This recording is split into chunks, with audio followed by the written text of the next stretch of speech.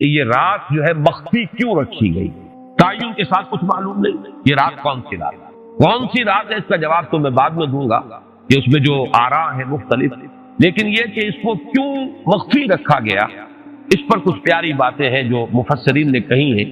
پہلی بات تو یہ کہ جتنی عظیم چیزیں ہیں ان سب کو مخفی رکھا تھا۔ قیامت کب آئے گی؟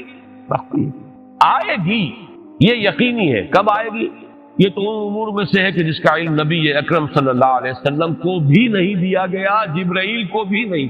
چنانچہ حدیث جبرائیل میں واضح طور پر الفاظ موجود ہیں، وَمَا الْمَسْئُولُ عَنْهَا بِأَعْلَمَ مِنَ السَّائِلِ، کچھ معلوم نہیں، نہ سائل کو معلوم نہ مسئول کو معلوم قیامت کب آئے۔ اب یہ عظیم حقیقت مخفی رکھا گیا اور اس کا خاص طور پر ذکر کیا گیا سورہ طٰہٰ میں، اَكَادُ أُخْفِيهَا لِتُجْزَىٰ كُلُّ نَفْسٍ بِمَا تَسْعَىٰ۔ اگر تعین کر دیا جاتا تو جو قریب کے زمانے کے لوگ ہوتے وہ تو خوب پھر محنت کرتے آخرت کے لیے، اور ذرا سا پھاٹنے والے ہوتے وہ ذرا تساہل کرتے اس کے بارے میں۔ اس کو رکھا گیا ہے، تلوار لٹکی ہوئی ہے، کسی بھی وقت گر سکتی ہے، یہ جیسے گلوٹین کبھی اگر آپ نے دیکھا ہو جس طریقے سے کہ اس کا چھرا گرتا ہے، کسی بھی وقت گر سکتی ہے، لہذا ہر وقت چوکس رہو، چوکنے رہو، جیسے کہ صحابہ کرام کی شان معلوم ہوتی ہے بعض روایات سے کہ ذرا تیز ہوا چلتی تھی تو وہ سمجھتے تھے قیامت آ جائے۔ اس درجے استعزاز تھا، اعصاب کے اوپر اس کا اتنا اثر تھا کہ ذرا تیز دھکر چلا اور انہوں نے سمجھا قیامت آ گئی۔ تو اس طریقے سے قیامت کو مخفی رکھا گیا۔ اکاد فیہا لتجزا کل نفس بما تسعی، نہ آج سے 100 برس پہلے والوں کو معلوم تھا کہ قیامت کب آئے گی، نہ آج والوں کو معلوم ہے، نہ اگر ابھی دنیا کی عمر ہے ابھی 100 برس اور تو قیامت سے ایک دن پہلے بھی شاید یقینی طور پر معلوم نہ ہو سکے کہ کل قیامت آ رہی ہے، تاکہ ہر وقت جو ہے امتحان اتنا ہی شدید رہے، اتنا ہی کڑا امتحان رہے ہر ایک کے لیے۔ لتجزا کل نفس بما تجزا بما تسعی، تاکہ ہر جی نفس کو بدلہ ملے اس کی سعی کے مطابق۔ اسی طریقے سے موت کا وقت معلوم نہیں، وما تدری نفس بأی ارض تموت، کہاں موت آئے گی کچھ معلوم نہیں، کہاں موت آئے گی، کب موت آئے گی کچھ معلوم نہیں۔ اسی طرح نوٹ کیجئے صلاۃ وسطیٰ، حافظوا علی الصلوات والصلاۃ الوسطیٰ، معین نہیں، اس کے لیے آراء اگرچہ ہے، اکثر آراء جمع ہو گئی ہے صلاۃ العصر کے بارے میں، لیکن تعین سے حتمی طور پر نہیں کہہ سکتے۔ یہ رائے بھی ہے کہ کوئی بھی معین نہیں، تمام نمازیں جو ہے وہ صلاۃ وسطیٰ کی حکم نہیں۔ بہترین نماز کوشش کرو کہ پوری محافظت کرو، صرف نماز کی نہیں، بہترین نماز، ہر نماز تمہاری بہترین نماز ہونی چاہیے، ہر روز روز عید ہو، ہر شب شب برات۔ اگر اللہ تعالیٰ کے ساتھ کوئی قلبی ربط ہے تو ہر دن جو گزر رہا ہے وہ روز عید ہے، اور ہر شب جو گزر رہی ہے وہ شب برات ہے۔ لیکن اگر وہ کہ انسان کو غفلت اس کے قلب پر طاری ہے تو وہ عید کا دن بھی اس کے لیے ایک عام دن ہے، اور شب برات بھی اس کے لیے ویسی ہی ایک رات ہے جیسی کہ ہر روز آتی ہے اور چلی جاتی ہے۔ اس اعتبار سے اس کو بھی خاص جو ہے معین نہیں کیا گیا صلاۃ وسطیٰ کون سی۔ اسی طرح بعض روایات میں جو آتا ہے اس میں اعظم، اللہ کا ایک نام ایسا ہے کہ اس کے واسطے سے اللہ سے جو بات مانگی جائے وہ رد نہیں، لیکن وہ کون سا نہیں بتایا گیا۔ اقوال ہے، اندازے ہیں، حی و قیوم پر زیادہ، الحی القیوم پر زیادہ لوگوں کا جو ہے وہ اجماع ہوا ہے، لیکن یہ کہ یقین سے نہیں کہہ سکتے۔ تو اسی میں اس کو بھی نوٹ کر لیجئے کہ اس کو مخفی رکھا گیا ہے لیلۃ القدر کو۔ لوگ زیادہ سے زیادہ محنت کریں، زیادہ سے زیادہ مشقت کریں، اس کے لیے جو بھی اس کی قدر و منزلت سے کسی درجے میں آگاہ ہے، وہ اگر معین ہی ہو جاتا کہ ایک شب یہ ہے تو پھر تو سب کے سب اس رات میں محنت کر لیتے، باقی راتیں جو ہیں وہ پھر سونی اور ویران گزرتی۔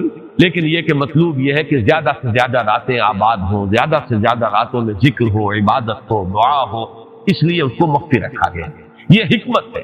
اس میں بھی ایک عجیب نکتہ ہے جو امام راضی رحمۃ اللہ علیہ نے بیان کیا ہے، اور حوالہ اگرچہ نہیں دیا اس حدیث کا، لیکن ایک روایت کے حوالے سے بات بیان کی کہ اس کے ظاہر نہ کرنے میں بھی اللہ کی ایک شفقت اور رحمت ہے بندوں کے حق میں، اس لیے کہ اس کی قدر جتنی زیادہ ہے اتنی ہی اس کی ناقدری پر سزا ہوگی۔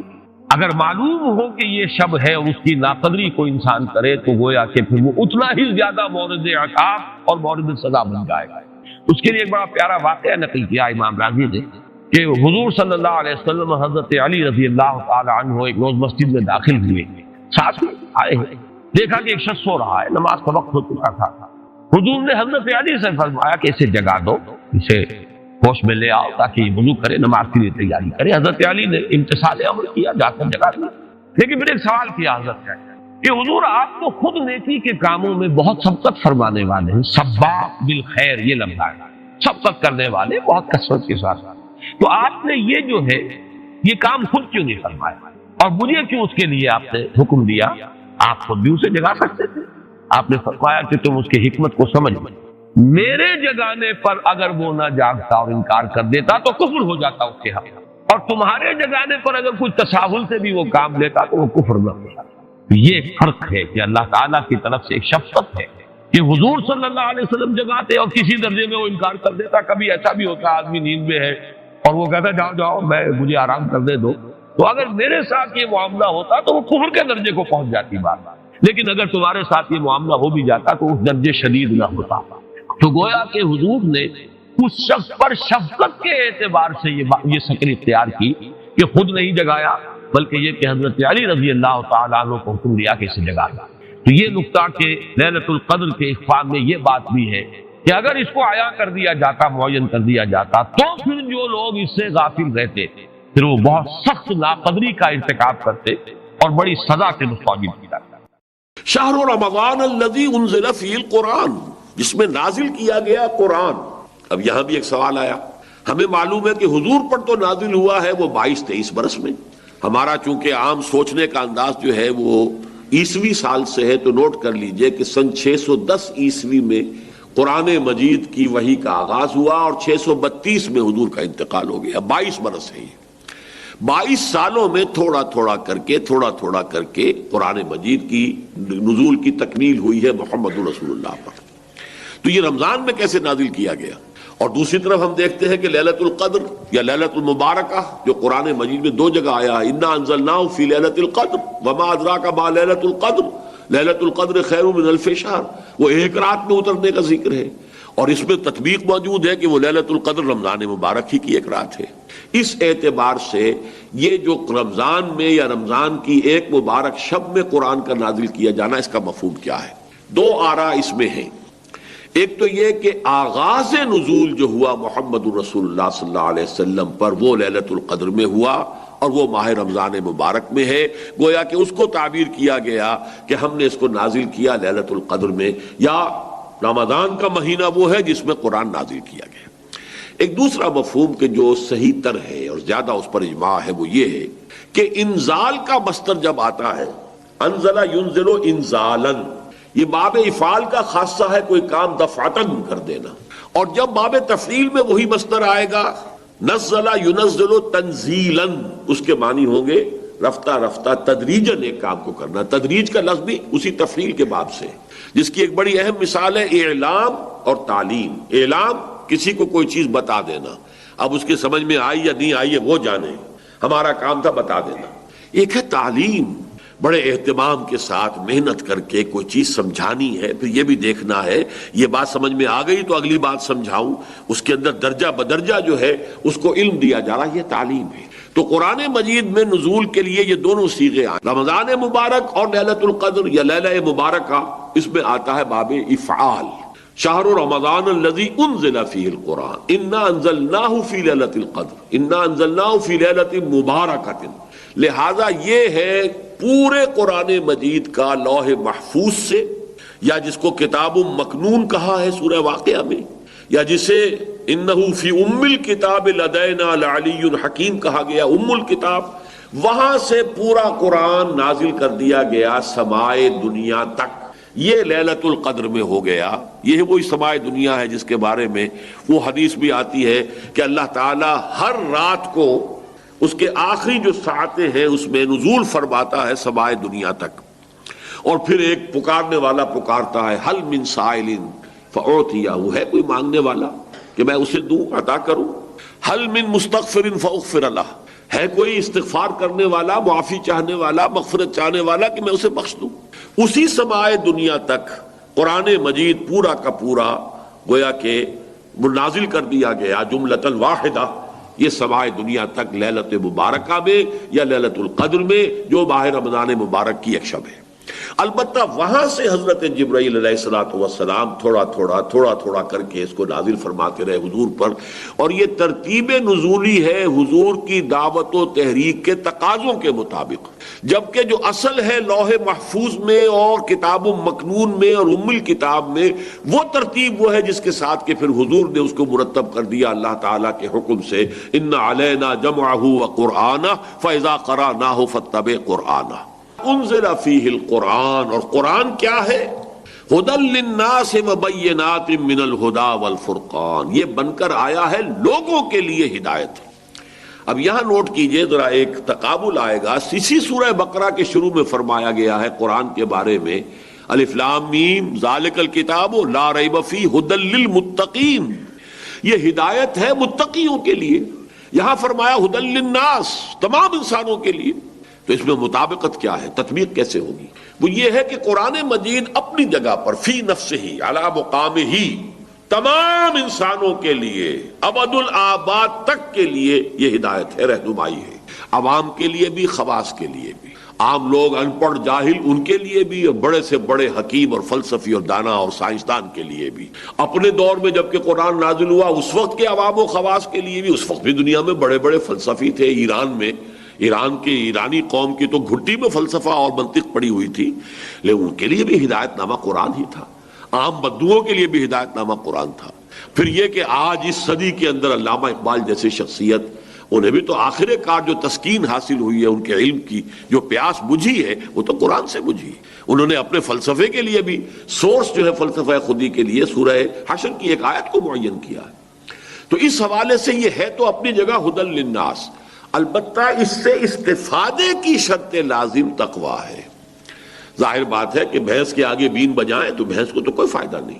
ابو جہل کو قرآن سے کوئی فائدہ نہیں ہو سکا، ابو لہب کو کوئی فائدہ نہیں ہو سکا، لیکن جس کے دل میں طلب ہوگی، جو چاہے گا کہ ہاں وہ جاننا چاہتا ہوں کہ حقائق کیا ہیں، میں جاننا چاہتا ہوں سیدھا راستہ کون سا ہے، جس کے اندر یہ پیاس ہے، وہ اس کے لیے جو ہے قرآن مجید اس کے لیے ہدایت نامہ ہے، وہ متقین جو ہے ان کے لیے ہے۔ اور اس میں دیکھیے اب ایک ربط جڑ گیا، روزے کی عبادت کی غرض معین ہوئی تھی لعلکم تتقون، اور تقوی شرط ہے قرآن سے استفادے کے لیے، لہذا رمضان مبارک کا مہینہ کہ جس میں قرآن نازل کیا گیا، اس میں روزے کی عبادت فرض کر دی گئی تاکہ یہ دونوں چیزیں جڑ جائیں، روزے کے ذریعے سے تقوی پیدا ہو، اور اس تقوی کی پونجی لے کر ایک انسان کھڑا ہو رات کو اور وہ قرآن مجید کی تلقی کی کوشش کرے۔ تلقی کے معنی کیا ہے؟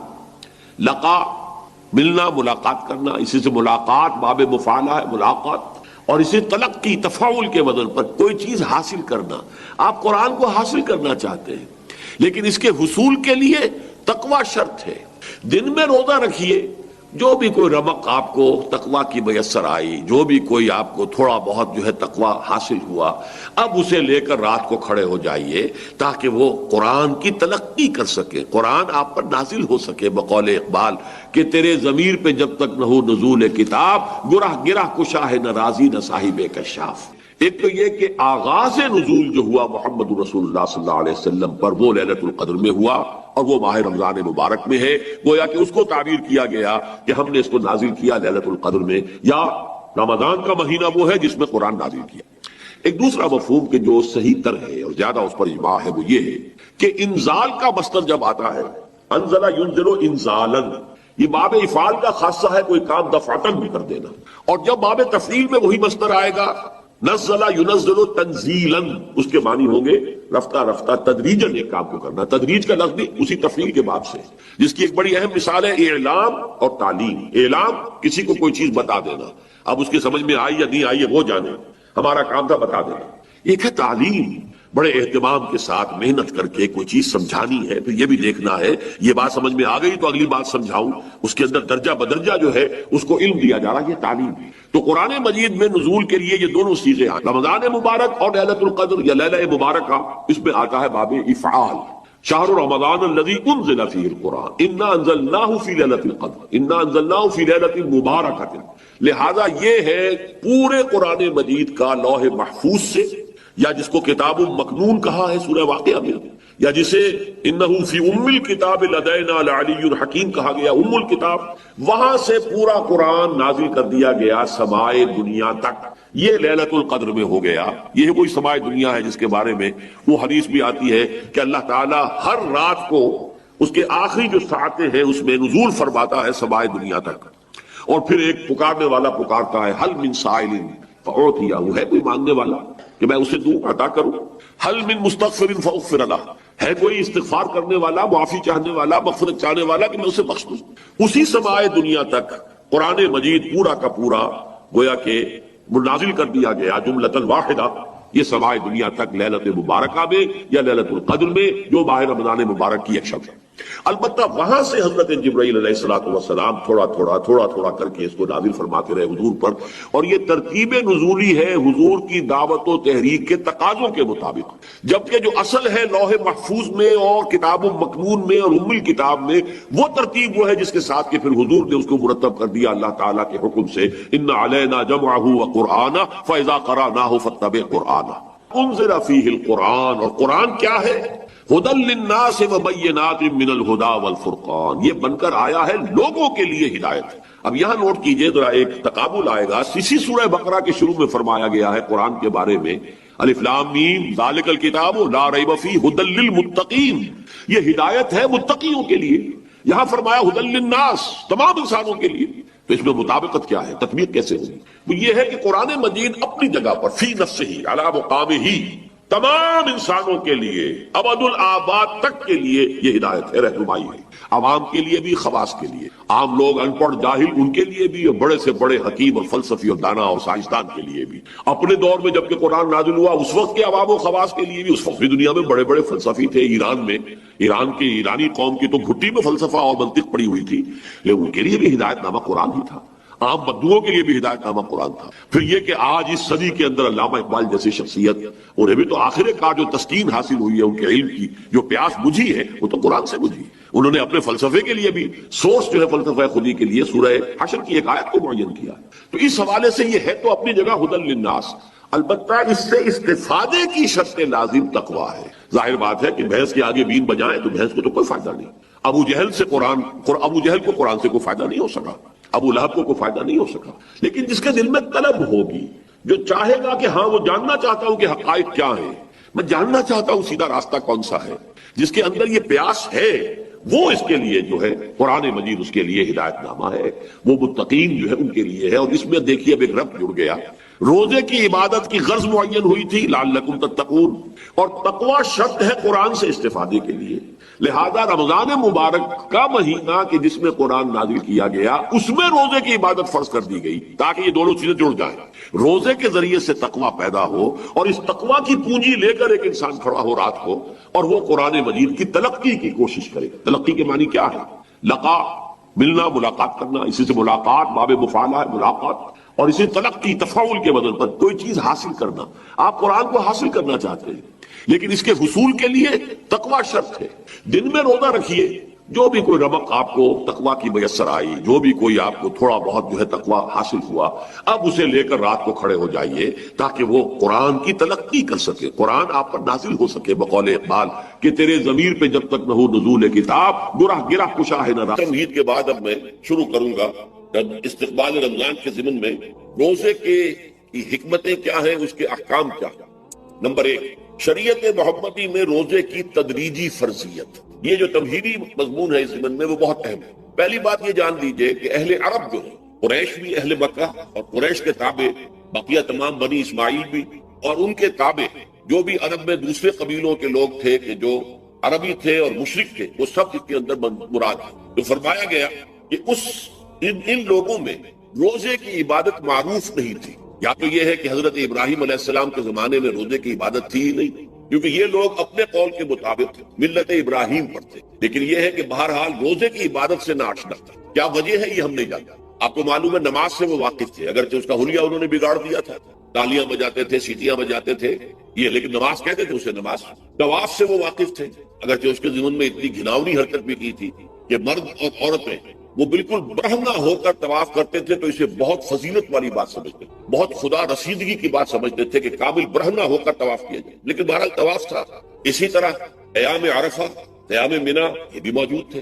तो हज के भी बहुत से अरकान जो है वो उनके यहाँ मारूफ थे। और वैसे खैरात और सदक़ात, चाहे ज़कात एक खास निज़ाम के तहत नहीं थी, लेकिन ज़कात और सदक़ात, भूखों को खाना खिलाना, ये उनके यहाँ आला अक़दार में ये चीजें शामिल थी, अखलाकियात के ऊंचे मकामात। इस सौम का उनके यहाँ कतन कोई जिक्र नहीं था, रोजे की इबादत जो है उनके यहाँ बिल्कुल नहीं थी। अलबत्ता सौम का लफ्ज मौजूद, ये लफ्ज वो इस्तेमाल करते थे अपने घोड़ों के लिए, रोजा रखवाते थे घोड़ों को। इसका पस मंजर ये है कि उनके यहाँ आपको मालूम है कि लड़ाई, दंगा फसाद, जंग और ये कि गारत गरी करना, लूट मार करना, ये तमाम अरब कबाइल का पेशा था, असल पेशा यही था। इसमें इनके पास दो जानवर थे, एक तो ऊंट। ऊंट जो है वो उनकी जो आबो हवा है, उनके जो हालात है उसके साथ पूरी मुताबिकत रखता है। यानी उसे कई कई दिन खाने को न मिले उसे परवाह नहीं, हफ्ता भर पानी न मिले उसे कोई परवाह नहीं। इस एतबार से धूप की कितनी ही जो तपिश हो, ऊंट को कुछ नहीं कहेंगे।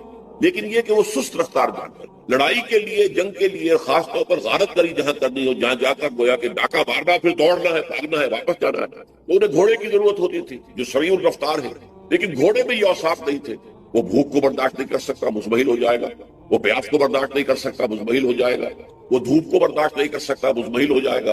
और अगर ये घोड़ा मुजमहिल हो जाए तो सवार का क्या हशर होगा, वो आप उससे अंदाजा कर लीजिए कि असल में तो फिर हलाकत सवार की होगी। इसलिए वो इसे तैयार करते थे जंग की सऊबतों को बर्दाश्त करने के लिए। उसका दाना पानी बंद कर दिया और उसका मुंह जो है वो अरब बद्दू जो होता था खुद तो अपना चेहरा और सर लपेट लेता था कपड़े के अंदर जब वो चलती थी। उनके यहाँ बाद समूम, तेज आग जैसी हवा जो है, जिसके अंदर रेत के जर्रात भी ऐसे होते थे गोया कि किसी भाड़ की जो है उसके अंदर की रेत जो है वो चली आ रही है। तो घोड़े का रुख उधर करके खड़े कर देते थे, खुद अपने मुंह पर डाटा बाटा बांधा हुआ अपनी हिफाजत के लिए, ताकि इसके अंदर धूप की सख्ती बर्दाश्त करने की आदत है, प्यास की बर्दाश्त करने की आदत है, भूख को बर्दाश्त करने की। इसको कहते थे सौम। सौम के लफ्ज़ी मानी रुक जाना। अब ये खाने पीने से रुका हुआ है और ये धूप की सख्तियां बर्दाश्त करने के लिए धूप के अंदर, और वो जो आती थी वहां पे बाद समूम, उसके अंदर भी उसका सामना करने के लिए तैयार।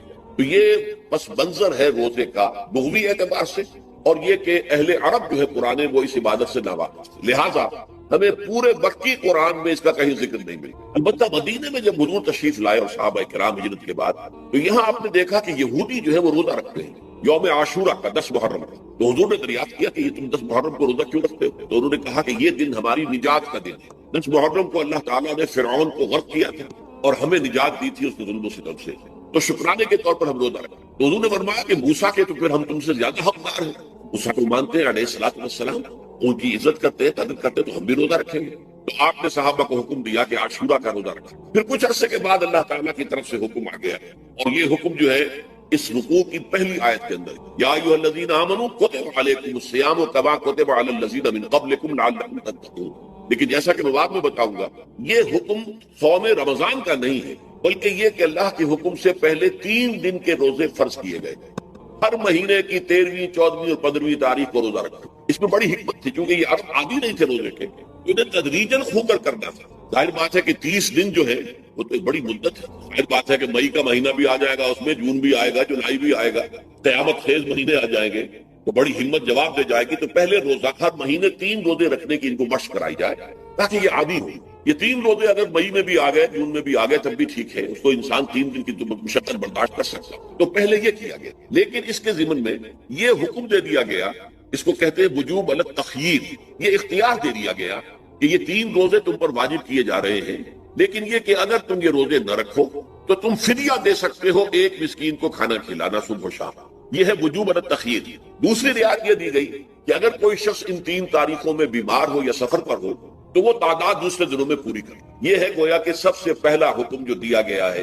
और इसके जिम्मन में अब मैं चाहता हूं कि आयत नंबर 2 आप अच्छी तरह पढ़ लें, अपना सामने रखिए और उसके हवाले से ये बात समझिए। अय्यामम मादूदात, ये दिन है चंद गिनती के।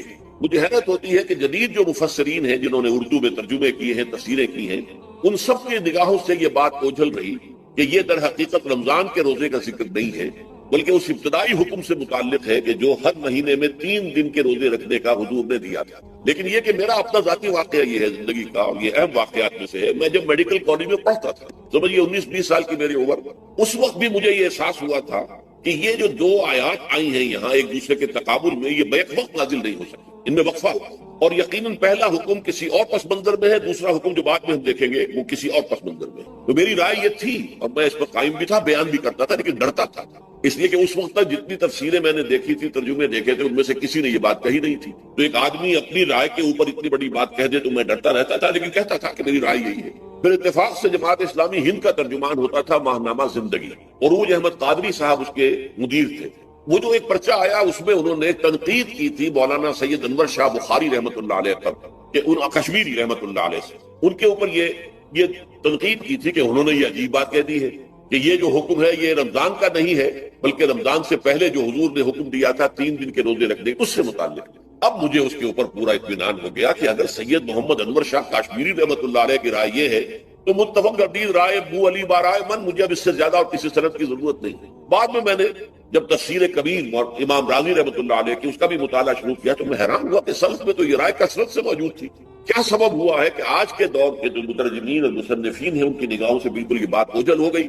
اس معاملے کو میں حل آج تک نہیں کر سکتا، لیکن اب میں پورے تیقن سے آپ سے کہہ رہا ہوں کہ یہ جو پہلی 2 آیتیں ہیں ان کا تعلق صوم رمضان سے نہیں ہے، بلکہ ان کا تعلق ہے وہ 3 دن کی. اس کی سب سے بڑی دلیل اس کے اندر موجود ہے ایام معدودات، گنتی کے چند دن. اب 30 یا 29 دن جو ہے وہ گنتی کے چند دن نہیں ہو سکتے، وہ اچھی بڑی تعداد ہے. پھر یہ ہے کہ یہ معدودات جو ہے اس کو کہا جاتا ہے جمع قلت، یہ زیادہ سے زیادہ 9 پر اس کا اطلاق ہوتا ہے، اس وزن پر جو جمع آتی. اور اس میں جو ہے خود قرآن مجید میں حج کے سلسلے میں منا کے قیام کے ضمن میں الفاظ آئے ہیں ایام معدودات، فمن تعجل فی یومین فلا اثم علیہ ومن تاخر فلا اثم علیہ. منا میں قیام ہے گنتی کے چند دن، تو جو 2 دن ہی میں جلدی کر کے وہاں سے واپس ہو جائے اس پہ بھی کوئی اس گناہ نہیں ہے، اور جو مؤخر کر کے 3 دن پورے کرے اس پر بھی کوئی گناہ نہیں. تو وہاں پر بھی نظیر موجود ہے کہ 2 یا 3 دن پر اس کا اطلاق ہو رہا ہے. تو یہاں پر ایام معدودات سے لازماً یہ مراد ہے کہ یہ 3 دن جو ہے ہر مہینے میں 13ویں 14ویں 15ویں در حقیقت اس روزے سے متعلق یہ آیت آ رہی ہے. اور یہ بھی نوٹ کر لیجئے کہ رمضان کے روزے کی فرضیت کے بعد بھی حضور کا معمول اور آپ کے صحابہ کا اور جو بھی ہمارے ہاں اتباع کرتے ہیں حضور صلی اللہ علیہ وسلم کا نوافل میں بھی ان کا یہ معمول ہے. ہر مہینے میں یہ 3 روزے حضور بعد بھی رکھتے تھے اور آپ کے بہت سے صحابہ رکھتے تھے، اور آج بھی ہمارے ہاں بہت سے لوگ جو دیندار ہیں اور جن کے اندر یہ جذبہ ہے اتباع سنت کا وہ کر سکتے ہیں. 13ویں 14ویں اور 15ویں تاریخوں کا ان کو ایام 20 کہتے ہیں. اس کی راتیں روشن ہوتی ہیں، 13ویں رات 14ویں رات 15ویں رات. چاند جو ہے اس کے اندر آپ کو معلوم ہوتا ہے 14ویں کو تو مکمل ہوتا ہی ہے، 13ویں اور 15ویں کا بھی تقریباً مکمل ہے. تو ایام 20 کے روزے جو ہے بعد میں بھی برقرار رہے ہیں، لیکن نفلت فرض اس کے بعد جو ہے وہ رمضان کے روزے ہو گئے. ایام معدودات یہ دن ہے گنتی کے. فمن کان منکم مریض او علی سفر فعدۃ من ایام اخر، تو جو کوئی بھی تم میں سے ہو بیمار یا سفر پر تو وہ تعداد پوری کر لے دوسرے دنوں. گویا کہ اب اگلی کیا ایک تو یہ رعایت ہو گئی. دوسری رعایت وعلی الذین یطیقونہ فدیۃ طعام مسکین، اور ان لوگوں کے ذمے کے جو اس کی طاقت رکھتے ہوں، یعنی مریض بھی نہیں ہے، صحت مند ہے، روزہ رکھ سکتے ہیں، سفر بھی نہیں ہے، سفر پر نہیں ہے، مقیم ہے، روزہ رکھ سکتے ہیں، پھر بھی نہ رکھے تو ان کے لیے بھی ایک اختیار. اسی لیے میں نے لفظ استعمال کیا تھا وجوب الگ تخییر. واجب تو ہے لیکن اس میں ایک اختیار دے دیا گیا. وہ اختیار کیا ہے؟ فدیۃ طعام مسکین. تو پھر یہ ہے کہ ایک مسکین کو کھانا کھلا دینا. فدیہ کہتے ہیں کسی چیز کا بدل ہو جائے، جیسے کہ جنگی مجرم ہے اس کا فدیہ ہے، گویا کہ اس کو دے کر وہ پھر آزاد ہو جائے گا، فدیہ اس کو کہتے ہیں. فدیۃ طعام مسکین. لیکن یہ ہے کہ فمن تطوع خیرا فهو خیر اللہ، اور جو نیکی سے خیر کرنا چاہے مزید تو وہ اس کے لیے بہتر ہے. 1 کے بجائے 2 کو کھلائے، 3 کو کھلائے، 4 کو کھلائے، 10 کو کھلائے، تو یہ تو ترغیب ہے. لیکن کم سے کم ایک مسکین کو کھانا کھلانا 2 وقت کا. وَأَن تَصُومُوا خَيْرٌ لَكُمْ. اب دیکھیے یہ لفظ بول رہے ہیں اگر تم روزہ رکھو تو یہ تمہارے حق میں بہتر ہے. یعنی اگرچہ اختیار تمہیں دے دیا ہے، اختیار یہ ہے کہ روزہ رکھو، اگر نہ رکھو تو فدیہ دے دو 1 مسکین کا کھانا. لیکن اگر تم روزہ رکھو، ان کنتم تعلمون، اگر حقیقت میں تم علم رکھتے ہو کہ روزے کے اندر کیا کیا برکات ہیں تو تمہیں روزہ لازماً رکھنا چاہیے. تشویق اور ترغیب موجود ہے لیکن یہ کہ اس کی فرضیت یا وجوب نہیں ہے. یہ تھا ابتدائی حکم روزے کی صفت میں. اب اس کے بعد اگلی آیت جو ہے اس کے بھی پہلے حصے کو مت پڑھیے، شہر رمضان الذی انزل فیہ القرآن. اس کے بارے میں تو بعد میں گفتگو ہوگی، بینات من الہدی والفرقان. لیکن اگلا جملہ فمن شہد منکم الشہر فلیصم. اب یہ رمضان کے روزے کی فرضیت کا حکم. رمضان کا مہینہ وہ ہے جس میں قرآن نازل کیا گیا. اس کے بارے میں جیسا کہ میں نے عرض کیا پھر بعد میں عرض کروں گا. لیکن جو شخص بھی تم میں سے موجود ہو اس مہینے میں، اپنے گھر میں موجود ہے، اپنے شہر میں موجود ہے، سفر پر نہیں ہے، یا یہ ہے کہ جو شخص بھی اس مہینے کو پائے، اس کی زندگی میں یہ مہینہ آ جائے، یہ برکتوں کا ایک موقع اسے مزید حاصل ہو جائے. فلیصم، یہ امر کا صیغہ ہے، یہ وجوب ہے مطلقاً. اب اس میں جو 2 رعایتیں پہلے دی گئی تھی ان میں سے ایک کو برقرار رکھا. ومن کان مریضا او علی سفر فعدۃ من ایام اخر. یہی وہ الفاظ ہیں جن کی بنا پر میرا گمان اس وقت بھی یہ تھا کہ یہ دو بیک وقت نازل نہیں ہو سکتی آیات. یہ جو تکرار ہے بیماری تکرار ہو جائے گی پھر اگر ایک ہی وقت میں نازل ہو رہی ہے. اور قرآن مجید کی فصاحت اور بلاغت سے یہ چیز بعید ہے کہ وہاں پر اس طرح کی تکرار بلا سبب ہو رہی ہے. قرآن میں اور بہت سی آیات ہیں جن میں کہ آپ کو معلوم ہے کہ پورا رکوع ہے سورہ مزمل کا، جس میں قیام اللیل کا حکم ہے.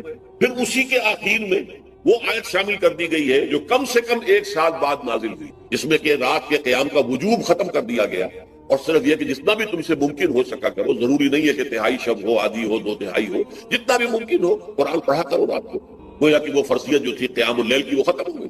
اس حوالے سے وہ جو ناسخ ہے، منسوخ کرنے والی آیت بھی اس کے ساتھ ہی رکھ دی گئی ہے تاکہ وہ جو اصل حکم تھا وہ بھی برقرار سامنے رہے اور جس نے آ کر اسے منسوخ کیا وہ بھی برقرار رہے اور سامنے رہے. اسی طرح یہاں پر بھی یہ حکم آیا. کتنے عرصے کے بعد آیا یہ مجھے معلوم نہیں، لیکن یہ کچھ عرصے کے بعد آیا ہے. جب رمضان کا مہینہ وہ ہے کہ جس میں قرآن نازل کیا گیا. اب جو شخص بھی اس مہینے کو پائے اس پر لازم ہے کہ اس کے روزے رکھے. ہاں من کان مریضا او علی سفر، جو شخص ہو مریض، بیمار ہو یا سفر پر ہو، فعدۃ من ایام اخر، تو وہ تعداد پوری کر لے دوسرے دنوں میں. یرید اللہ بکم اليسر ولا یرید بکم العسر. اللہ تمہارے ساتھ آسانی چاہتا ہے، سختی نہیں چاہتا. یہ اصل میں کیوں کہا ہے اس کی وجہ سمجھ لیجئے. آج بھی آپ کو اپنے ہاں ایسے لوگ مل جائیں گے جن کا تقویٰ کا تصور اتنا غلط ہو گیا ہے کہ 104 درجے کا بخار ہے، روزہ چھوڑنے کو تیار نہیں. بھلے آدمیوں، اللہ نے تمہیں ایک رخصت دی ہوئی ہے تو خام خواہ اپنے اوپر یہ شدت کیوں لے رہے ہیں؟ لیکن لیتے ہیں. روزہ چھوڑنے کو تیار، روزہ قضا نہیں. سفر پر جا رہے ہیں، روزہ قضا کرنے کو تیار نہیں. ایک موقع پر ایک غزوے کے دوران ایسا ہوا کہ کچھ لوگوں نے روزہ رکھا ہوا تھا، لیکن وہ اتنے یوں سمجھیے مزمحل ہو گئے کہ جب پڑاؤ پر پہنچے تو جن کا روزہ نہیں تھا انہوں نے تو بڑی چاق و چوبند طریقے سے خیمے نصب کیے، سارا بندوبست کیا، اور یہ جا کر بے سدھ ہو کر بے ہوش ہو کر گر پڑے. تو حضور نے فرمایا ان کو دیکھ کر، لیس من البر الصیام فی السفر، سفر میں روزہ رکھنا یہ کوئی نیکی کا کام نہیں. یہ نیکی کا غلط تصور ہے کہ جو تم نے اپنے اختیار کر دیا. یہ تمہارے اندر تشدد پسندی پیدا ہو رہی ہے. دین کے احکام میں جو مقصد ہے وہ کیا ہے؟ یرید اللہ بکم اليسر ولا یرید بکم. اسی پر عمل کرتے ہوئے حضور نے فرمایا کہ جو بھی علماء دین ہیں یا جو رہنمایان دین ہیں ان کا کام کیا ہے؟ آپ نے فرمایا یسروا ولا تعسروا. دیکھو آسانیاں پیدا کرو، سختیاں پیدا نہ کرو. دین میں سختیاں پیدا کرنا بھی وہ اسر اور اغلال بن جاتا ہے کہ جس کو رفع کرنے کے لیے اور جس سے لوگوں کو، یہودیوں کو اور تمام اہل کتاب کو نجات دینے کے لیے اللہ تعالیٰ نے اپنے رسول محمد صلی اللہ علیہ وسلم کو بھیجا. وَيَضَعُ عَنْهُمْ إِصْرَهُمْ وَالْأَغْلَالَ الَّتِي كَانَتْ عَلَيْهِمْ، کہ جہاں وہ نیکی کا حکم دیتے ہیں، بدی سے روکتے ہیں، پاکیزہ چیزوں کو حلال ٹھہراتے ہیں اور خبیث چیزوں کو، ناپاک چیزوں کو حرام قرار دیتے ہیں، وہیں پہ لوگوں کے اوپر سے وہ بوجھ بھی ختم کرتے ہیں کہ جو انہوں نے خام خواہ اپنے اوپر لاد دیا. تو ان میں سے یہ بھی ہے کہ یہ نیکی کا کام نہیں ہے کہ آپ سفر میں ہیں اور روزہ رکھ رہے ہیں. یرید اللہ بکم اليسر ولا یرید بکم العسر وَلِتُكْمِلُوا الْعِدَّةَ. لیکن یہ بات واضح رہے کہ اب تمہارے لیے تعداد کو پورا کرنا لازم ہے.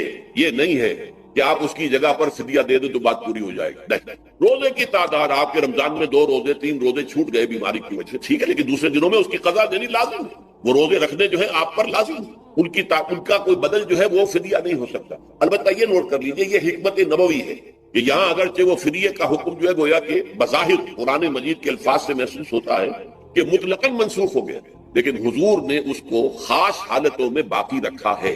کوئی شخص اتنا بوڑھا ہو چکا ہے یا خاتون اتنی بوڑھی ہو چکی ہے کہ دن بھر کا فاقہ جو ہے اس میں اندیشہ ہے کہ کہیں ہلاک نہ ہو جائے. کوئی مریض ہے، مرد ہے یا عورت ہے، وہ ڈائبٹیز کی مریضہ ہے، اس کو وہ شوگر کا مرض ہے اور وہ اس کو برداشت نہیں کر سکتی، شوگر لیول بہت نیچے ہو جائے تو موت واقع ہو سکتی. کوئی ایسا مریض ہے جس کو مرض سے شفا پانے کی اب کوئی امید ہے ہی نہیں کہ میں مرض سے شفا پا جاؤں گا یا پا جاؤں گی تو اس کے بعد میں روزہ مکمل کر دوں گی. نہیں، ایسے لوگوں کے لیے حضور نے اس رعایت کو برقرار رکھا کہ ایسے لوگ اگر ایک مسکین کو کھانا کھلا دیں تو یہ فدیہ بن جائے. لیکن جو بھی شخص صحت مند ہو اور صحت کی توقع رکھتا ہو اور جو شخص بھی طاقت رکھتا ہو روزے کا قضا کر دینے کا، اس کے لیے لازم ہے کہ روزوں کی قضا. وَلِتُكْمِلُوا الْعِدَّةَ وَلِتُكَبِّرُوا اللَّهَ عَلَى مَا هَدَاكُمْ، اور تاکہ تم اللہ کی کبریائی کا اعلان کرو اس چیز پر کہ جو اس نے تمہیں ہدایت عطا فرمائی. اب اس کا ایک تو ظاہر ہے کہ جب روزے ختم ہوتے ہیں عید الفطر میں تکبیر، اضافی تکبیرات کے ساتھ 2 رکعتیں ہیں جو ہم ادا کرتے ہیں. احناف کے نزدیک 6 اضافی تکبیرات ہیں اور اہل حدیث کے نزدیک 12، لیکن تکبیرات ہیں اضافی. اور یہ کہ جاتے ہوئے اور آتے ہوئے عید کے لیے آپ جا رہے ہیں تو تکبیرات پڑھتے ہوئے جائیے، واپس آ رہے ہیں تکبیر پڑھتے ہوئے آئیے. اور یہ بھی کہ جاتے ہوئے راستہ کوئی اور، آتے ہوئے راستہ کوئی اور. اختیار کیجئے تاکہ پورا شہر پوری بستی جو ہے تکبیر کی آواز سے گونجے. یہ ظاہر ہے. باطن اس کا کیا ہوگا؟ اللہ کی کبریائی کا اعلان کرو، اللہ کی کبریائی کو نافذ کرنے کی کوشش. جب اللہ نے تمہیں ہدایت دے دی ہے، تمہیں اپنے دین حق سے نواز دیا، تمہارا فرض ہے کہ اس کو قائم کرو، اس کے لیے جد و جہد کرو، اس کے لیے تن من دھن لگاؤ، اس کے لیے جان اور مال سے جہاد کرو. وَلِتُكَبِّرُوا اللَّهَ عَلَى مَا هَدَاكُمْ وَلَعَلَّكُمْ تَشْكُرُونَ، اور تاکہ تم واقعتاً شکر کرو. اس پر بھی گفتگو بعد میں ہوگی. یہ حکمت صوم کے حوالے سے ہے یہ لفظ. اس کے بعد جو ہے ایک آیت چھوڑ کر پھر اگلی 5ویں آیت پڑھیے. یہ ہے تکمیلی احکام. ابتدائی احکام آ گئے. نمبر 2 میں صوم رمضان کا حکم آ گیا. نمبر 3 پر ہوا کیا تھا کہ جب روزوں کا حکم دیا گیا تو چونکہ مثال آپ نے رکھی تھی یہود کی کہ یہود جو ہے عاشورہ کا روزہ رکھتے ہیں، ہم بھی کیوں نہ رکھیں، مسلمانوں تم بھی رکھیں. اس سے گمان یہ کیا گیا کہ جو احکام یہود کی شریعت میں ہے روزے کے، شاید وہی ہماری شریعت میں بھی ہے. اور ان کی شریعت میں یہ تھا کہ رات کو سو گئے تو روزہ شروع ہو گیا، اور وہ روزہ اب نہ کوئی سحری ہے نہ رات میں کے دوران کوئی میاں اور بیوی جو ہے وہ ہم بستری کر سکتے ہیں، بلکہ یہ کہ وہ روزہ صبح سے لے کر پھر جب رات کے بعد صبح آئے گی، صبح سے پھر دوپہر اور شام اور غروب آفتاب پر جا کر روزہ ختم ہو. گویا کہ کم و بیش 20 گھنٹے کا روزہ یا 21 گھنٹے کا روزہ، کیونکہ اگر غروب آفتاب کے 3 گھنٹے کے بعد آدمی سو گیا تو وہاں سے جو روزہ شروع ہوا ہے تو غروب آفتاب پر اگلے روز جو ہے وہ ختم ہوگا تو ہو جائے گا 20-21 گھنٹے کا روزہ. یہ روزے کا حکم لوگوں نے سمجھا. اس کی صراحت کوئی نہیں تھی، لیکن لوگ جو ہے کیونکہ صراحت منفی بھی نہیں تھی مثبت بھی نہیں تھی، لہذا وہ رات کے وقت میں جب دن ہوتے تھے روزوں کے، ان کی راتوں میں وہ اپنی جو بھی ایک طبیعی ضرورت ہے، جو ہم بستری ہے میاں اور بیوی کی، شوہر اور بیوی کی، وہ کر گزرتے تھے. جذبات کے اندر جو بھی اس وقت ان کی احتیاج ہوئی، دل میں کھٹک رہتی تھی کہ پتہ نہیں ہم نے یہ صحیح کام کیا نہیں کیا، غلط کیا. تو اس سے یہ کہ ظاہر بات ہے کہ پھر قرآن مجید اسے قرار دے رہا ہے اپنے آپ سے خیانت کرنا. جب انسان اپنے ضمیر کے خلاف کوئی بات کر رہا ہو تو چاہے وہ بات صحیح ہے لیکن وہ اسے گناہ سمجھ کے کر رہا ہے تو اس نے تو گناہ کیا.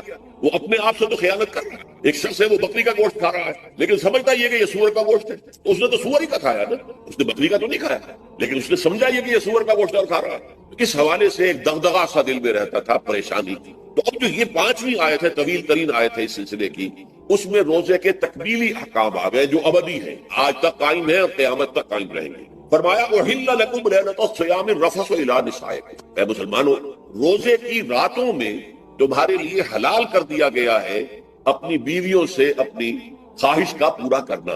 رفث الی نسائکم ہن لباس لکم وانتم لباس لہن، وہ تمہارے لیے بمنزلہ لباس ہے. جیسے لباس کے اور انسان کے بدن کے درمیان کوئی حجاب نہیں ہوتا، ایسے ہی شوہر اور بیوی کے درمیان بھی کوئی حجاب نہیں رہتا. ہن لباس لکم وانتم لباس لہن.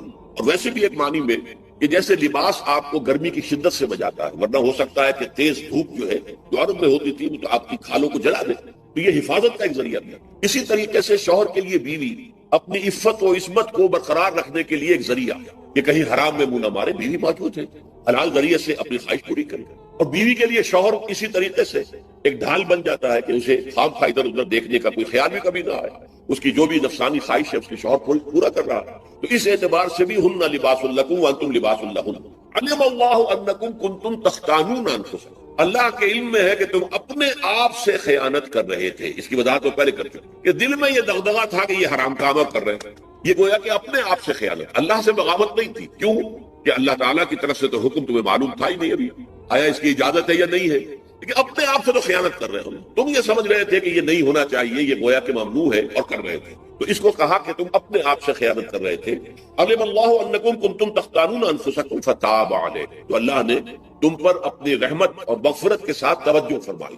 یعنی جو کچھ اب تک ہو چکا ہے اسے اللہ نے معاف کر دیا، اسے صاف کر دیا، کلین سلیٹ. اب تمہارا جو اعمال نامہ ہے اس میں اس طرح کا اگر کوئی عمل درج ہو گیا ہے تو وہ اللہ نے صاف کر دیا. وعفا عنکم، اور تمہیں معاف بھی کر دیا. فالآن باشروہن، تو اب تم ان کے ساتھ جو بھی تعلق زن و شو ہے اس کو اختیار کر سکتے ہو.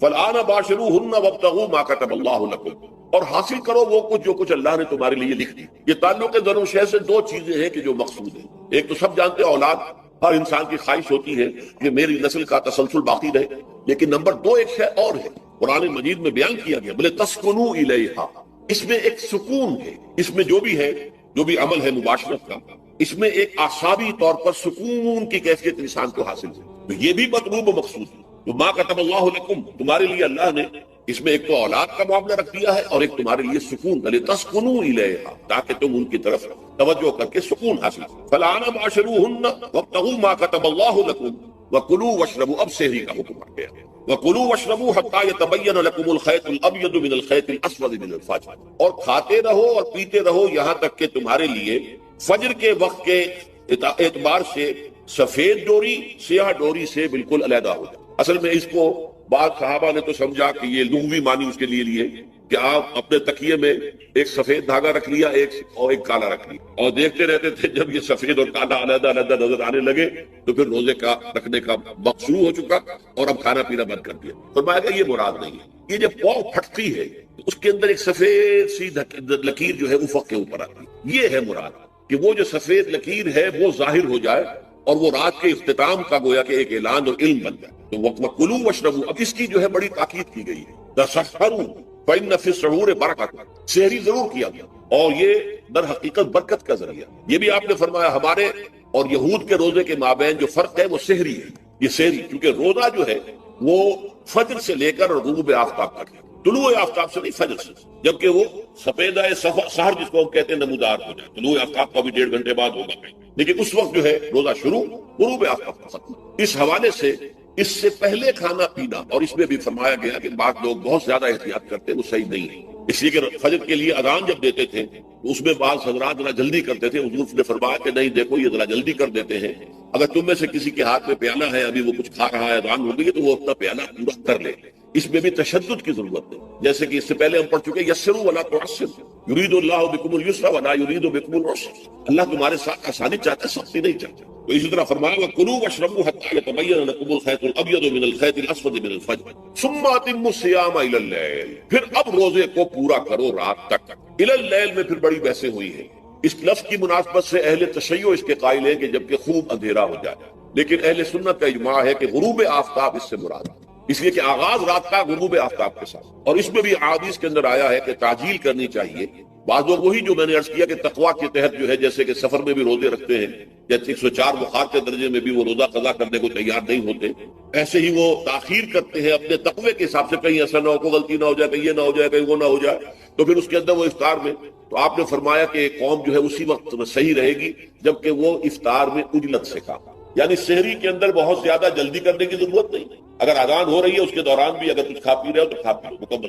اسی طریقے سے افطار کے اندر جو ہے وہ تاخیر کرنے کی ضرورت نہیں، سورج کے غروب کے ساتھ افطار کرنا۔ وَلَا تُبَاشِرُوهُنَّ وَأَنْتُمْ عَاكِفُونَ فِي الْمَسَاجِدِ، ہاں اپنی بیویوں سے تم مباشرت نہ کرو، تعلق ذن و شوق قائم نہ کرو جبکہ تم مسجدوں کے اندر معتکف۔ یہ اعتکاف کا ذکر ہوگا رمضان کے آخری عشرے میں، یہ اعتکاف جو مسنون ہے کہ 21ویں شب سے شروع ہو جائے، یعنی 20واں روزہ ختم ہوا اس کے ساتھ یہ اعتکاف شروع ہو گیا، اور پھر اعتکاف مسنون جو ہے وہ جب تک کہ چاند نظر نہ آ جائے شوال کا، عید کا، اس وقت تک یہ اعتکاف جاری رہے گا۔ یہ ہے مسنون اعتکاف، اس کی کیا حکمت ہے وہ میں بعد میں عرض کروں گا، تو یہ حکمت جو ہے اس کے حوالے سے گفتگو بعد میں ہو جائے گی، لیکن یہاں یہ بتا دیا گیا کہ یہ جو رمضان کی 20 راتوں میں اجازت دی گئی ہے اپنی بیویوں کے ساتھ ہم بستری کی، وہ اس معتکف کے لیے نہیں ہے جو مسجد میں معتکف ہے، تو ہاں اس کی اہلیہ آ سکتی ہے وہاں ملاقات کے لیے، کسی مشورہ کوئی کرنا ہے بہت ضروری ہے، ملاقات ہو سکتی ہے، لیکن یہ کہ مباشرت نہیں ہو سکتی۔ وہ وَلَا تُبَاشِرُوهُنَّ وَأَنْتُمْ عَاكِفُونَ فِي الْمَسَاجِدِ تِلْكَ حُدُودُ اللَّهِ، یہ اللہ کی حدود ہے،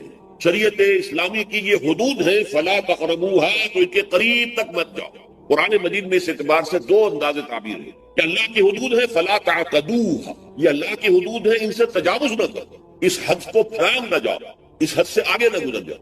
یہاں ہے تقربوها، اللہ تعالیٰ کی حدود کے قریب تک نہ جاؤ۔ اس کی وجہ ایک حدیث میں بیان کر دی گئی ہے کہ جیسے ہر بادشاہ کی ایک چراگاہ ہوتی ہے، وہ صرف شاہی جو بھی ہے جانور ہیں ان کے، یا گھوڑے ہیں یا کوئی اور ہیں، ان کے چرنے کے لیے ہے، وہاں پہ کوئی رعایت کا کوئی آدمی اپنی بھیڑ بکریاں وغیرہ نہیں لے جا سکتا، وہ حما کہلاتا تھا کہ یہ شاہ کے لیے مخصوص ہے، لِكُلِّ مَلَكٍ حِمًا وَحِمَ اللَّهُ مَحَارِمَهُ، اللہ بھی بادشاہ ہے کائنات کا، ارض و سما کا، اس نے بھی جن چیزوں کو حرام کر دیا ہے وہ حما، اس میں داخل نہیں ہونا تمہیں۔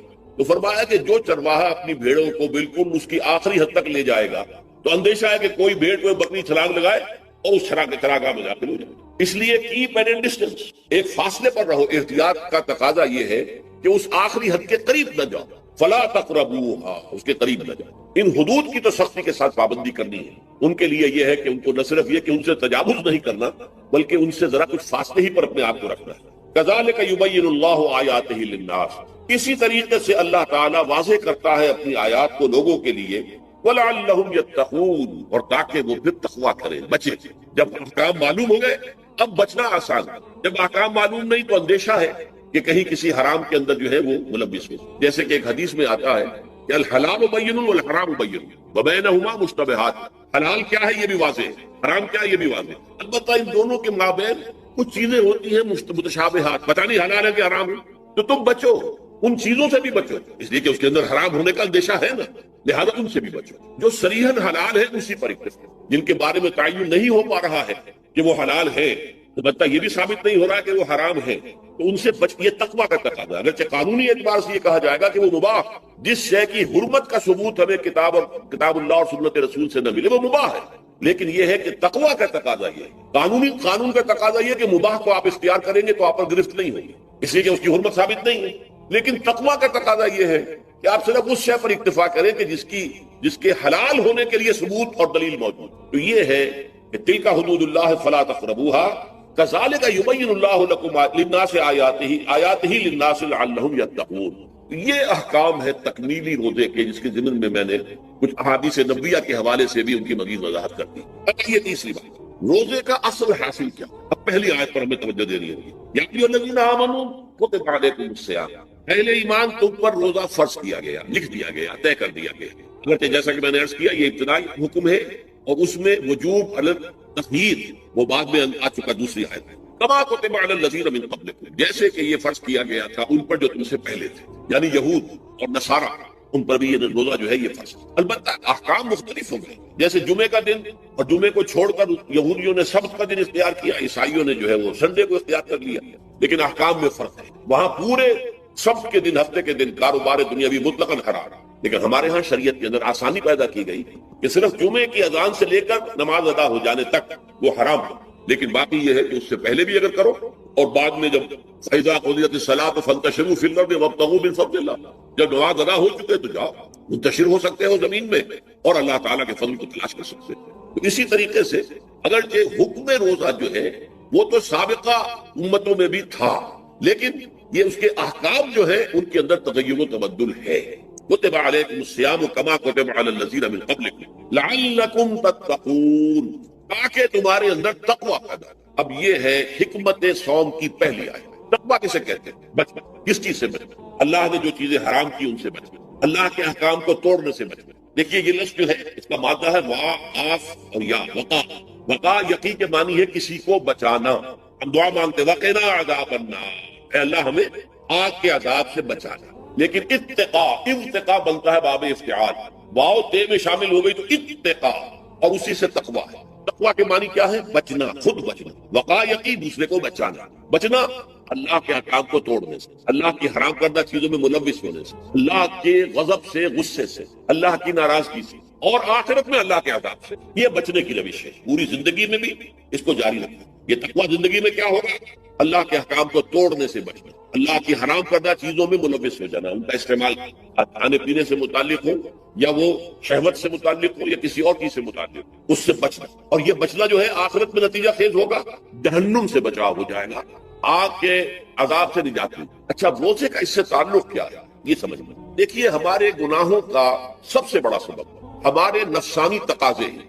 ہم ایک حیوان بھی ہیں اور حیوان سے بڑھ کر بھی کچھ ہے، وہ میں بعد میں عرض کروں، لیکن حیوان تو ہے۔ جیسے ہر حیوان کو کچھ خوراک کی ضرورت ہے، ہمیں بھی ضرورت ہے۔ ہر حیوان کو بقائے نسل کا معاملہ جنسی ہے، وہ ہمارا بھی ہے۔ ہر حیوان کو کوئی نہ کوئی سر چھپانے کی جگہ چاہیے، کوئی گھونسلہ ہو، کوئی کھو ہو، کوئی بل ہو، کچھ بھی ہو اسے چاہیے آخر۔ اسی طریقے سے ہمارے سارے تقاضے، حیوانات کو بھی آرام چاہیے، ہمیں بھی آرام چاہیے۔ یہ حیوانی تقاضے جو ہے، جن کو ہم کہیں گے اینیمل انسٹنکٹس، ہمارے وجود کے اندر ہے اور ان کا تقاضا ہمارے اندر سے ابھرتا ہے۔ اسی کو اڈ اینڈ لبیڈو کہا ہے فرائڈ نے۔ جدید نفسیات کا بابا آدم جو ہے وہ فرائڈ ہے، اس نے اسے اڈ اور لب سے تعبیر کی، اس سے اوپر سیلف کو لایا ہے، اور اس کے بعد جو ہے وہ سپر ایگو ہے۔ تو یہ تین درجے اس نے متعین کیے ہیں، اور میں اس کی دقت نظر، ایکیوٹی آف آبزرویشن کا بہت قائل ہوں۔ بچے نظریات کا جو نتیجہ اس نے نکالا ہے وہ غلط ہے، لیکن ایکویٹی آف آبزرویشن کا قائل ہوں کہ اس نے انسانی شخصیت کے 3 لیولز کو آئیڈینٹیفائی کی. یہی 3 لیولز ہمارے ہاں، نفس، قلب، روح، یہ 3 لیولز. اس نے کہا اڈ اینڈ لیبیڈو یہ لوسٹ ہے، پھر ایگو، سیلف، پھر سپر ایگو. 3 لیول وہ بھی مانتا، اگرچہ ان کی تعبیر اس نے غلط کی ہے، لیکن جہاں تک اڈ اور لیبیڈو کی تعبیر ہے وہ صحیح ہے، وہ حیوانی تقاضا. اچھا، ان حیوانی تقاضوں کے بارے میں یہ بات بالکل واضح رہنی چاہیے کہ یہ اندھے بہرے ہیں، انہیں صرف اپنی گریٹیفیکیشن، اپنے تسکین سے جو ہے ساری بحث ہے. اس سے کوئی غرض نہیں کہ حلال ذریعے سے ہو حرام ذریعے سے ہو.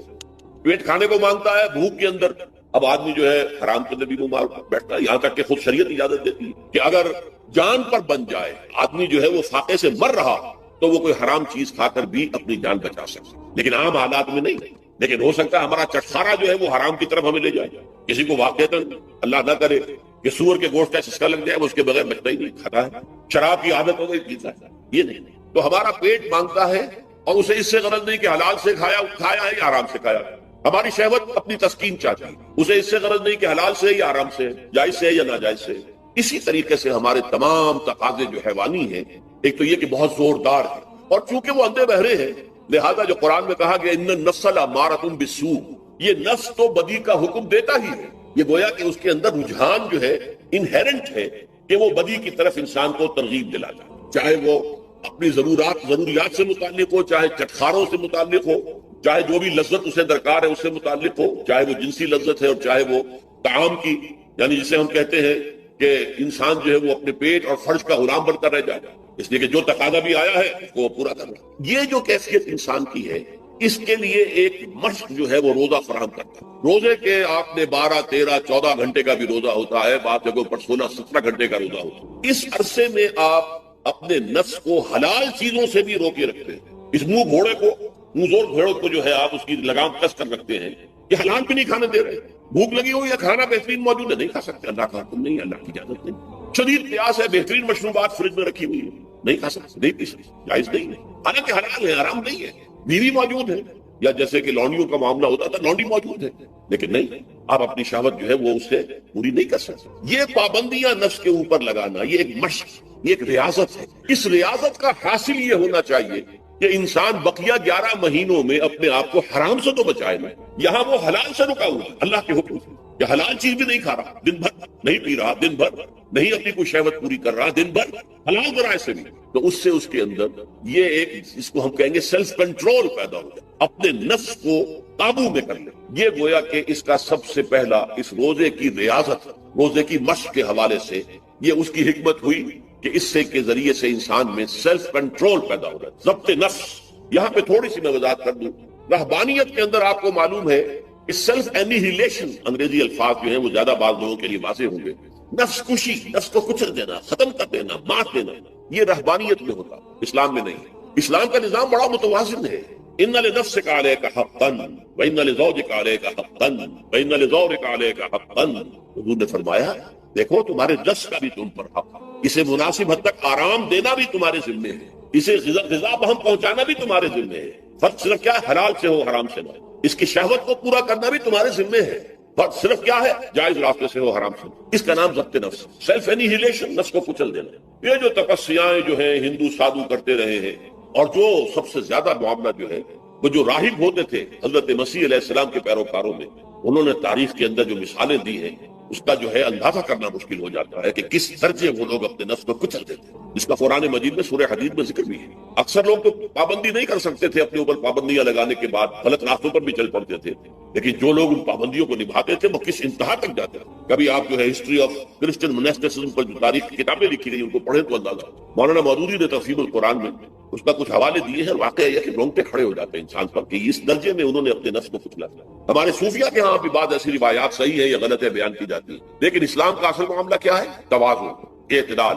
تمہارے نفس کا بھی تم پر، ان لنفسک علیک حق، تمہاری بیوی کا بھی تم پر حق ہے، وان لزوجک علیک حق، تمہارا جو بھی کوئی ملاقاتی آئے، کوئی دوست ہے، اس کا بھی زورک علیک حق، زیارت کرنے کے لیے کوئی آیا اس کا بھی حق ہے، ان کے حقوق ادا کرو. حضرت عبداللہ ابن عمرو بن العاص رضی اللہ تعالی عنہما صحابہ کرام میں اس اعتبار سے بہت ممیز تھے کہ ان پر عبادت جو ہے، عبادت گزاری کا اتنا غلبہ ہو گیا تھا، ہر روز روزہ رکھتے تھے اور رات کو پوری رات کھڑے رہتے تھے. حضور کو اطلاع دی گئی، حضور نے طلب کیا، فوراً آپ نے فرمایا یا عبداللہ الم نصبر، کیا ہمیں یہ خبر نہیں دی گئی انک تصوم الدہر تقوم اللیل کہ تو ہمیشہ رات کو کھڑا رہتا ہے اور ہر روز روزہ رکھتا ہے؟ ظاہر بات ہے حضور کے حضور میں جھوٹ کیسے بولتے ہیں، اس سے بھی جھوٹ بولنے کا سوال نہیں صحابہ کے لیے. تو عرض کیا بلا یا رسول اللہ یہ تو صحیح ہے. فرمایا لا تفعل فإن لنفسك عليك فإن لزوجك عليك فإن لزوجك عليك. ارے روزہ رکھو بھی افطار بھی کرو. بہترین روزہ جو ہے وہ حضرت داؤد علیہ السلام کا تھا، ایک دن روزہ رکھتے تھے ایک دن افطار. لیکن یہ ہے کہ آپ ہفتے میں 2 دن روزے حضور کے ہیں، سوموار کو اور جمعرات کو، مہینے میں 3 روزے یہ ہے. اس میں گویا کہ سنت پر عمل بھی ہو جائے گا. لیکن یہ کہ ہمیشہ بلکہ یہاں تک کہا گیا ما صام من صام الدہر، جو ہمیشہ روزہ رکھتا ہے انہوں نے کوئی روزہ رکھا ہی نہیں. کیا مطلب؟ یہ تو اس نے اپنی ہیبٹس بدل لی ہے. ہیبٹس ہو گئی ہے یہ کہ سارا دن بھر نہیں کھانا، صبح کھانا شام کو کھانا، بس یہ تو اس نے اپنی ہیبٹ بدل لی ہے. روزہ ہیبٹ بن گیا. ما صام من صام الدہر، جس نے ہمیشہ روزہ رکھا انہوں نے کوئی روزہ رکھا ہی نہیں. اس لیے کہ روزہ تو در حقیقت اس شخص پر شاخ گزرتا ہے جس کو عادت ہے دن میں کھانا کھانے کی. اس کو دن کے اندر 3 کھانے کھانے کی عادت ہے، تبھی تو وہ شاخ گزرے گا. اگر وہ عادت ہی آپ نے بدل لی ہے تو ظاہر بات ہے کہ پھر روزے کی جو برکت ہے وہ تو ظاہر نہیں ہوئی.